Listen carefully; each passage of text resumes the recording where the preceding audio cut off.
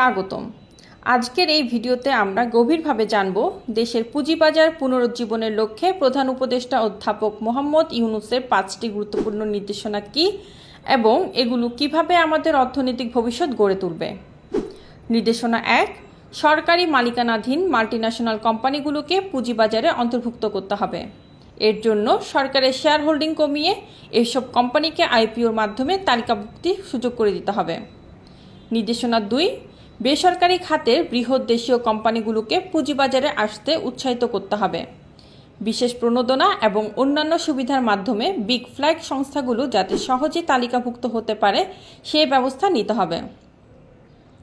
নির্দেশনা 3, বাজারের স্বচ্ছতা ও সুষ্ঠুতা নিশ্চিত করতে বিদেশি পুঁজিবাজার বিশেষজ্ঞদের নিয়ে আসতে হবে। মাত্র 3 মাসের মধ্যে একটি বিশেষ টিম গঠন করে স্বার্থান্বেষী মহলের কারসাজি বন্ধ করতে কার্যকর সংস্কার প্রক্রিয়া চালু করতে হবে। নির্দেশনা 4, শেয়ার বাজারে অনিয়ম, কারসাজি ও অসামঞ্জস্যের সাথে জড়িত প্রত্যেকের বিরুদ্ধে কঠোর আইনি ব্যবস্থা নিতে হবে।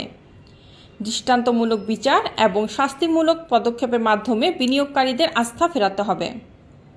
নির্দেশনা 5, ব্যাংক ঋণের উপর নির্ভরতা কমিয়ে ব্যবসায়ী প্রতিষ্ঠানগুলো যাতে বন্ড এবং ইকুইটির মাধ্যমে তহবিল সংগ্রহ করতে পারে সেই জন্য উপযুক্ত নীতিমালা ও উদ্যোগ নিতে হবে। প্রফেসর মোহাম্মদ ইউনূসের এই 5টি নির্দেশনা যদি দৃঢ়ভাবে বাস্তবায়ন করা হয় তাহলে শেয়ার বাজারে স্বচ্ছতা, স্থিতিশীলতা ও বিনিয়োগকারীদের আস্থা পুনরুদ্ধার করা সম্ভব।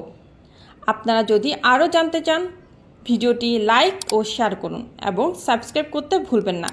মন্তব্যে আপনার মতামত জানান, আপনি কিভাবে এই সংস্কারগুলো কার্যকর হতে দেখতে চান।